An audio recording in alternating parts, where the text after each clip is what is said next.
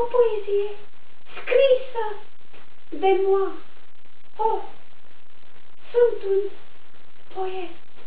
Oh, și am scris o poezie și peste-i pleacă lui Hipopo. Hipopo! Da, ce iese? Am scris o poezie. Sper să-ți placă. Dacă nu-ți place, să nu asculți. Bine? Hei! Stai! Hei! Vină înapoi! Vină, hai! Am nevoie de critici. Ok. Te ascult. A, N, B, C, D, E, F, G, I, Stai puțin.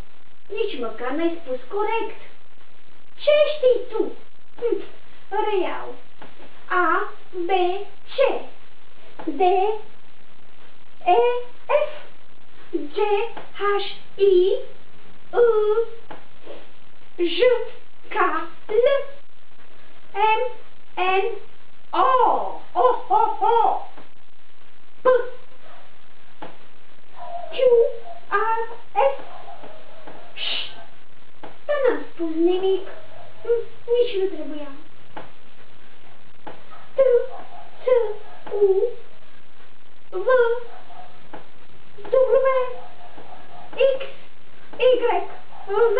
Oh, sper că ți-a plăcut poezia mea. Dacă nu, ține pentru tine. Dar acesta era alfabetul. Da, și ce? Nu-ți place? Ba da, dar este alfabetul. Nu este o poezie. Da, am spus. O poezie care se numește Abeceda. Ok. Dacă tu așa spui. Bine.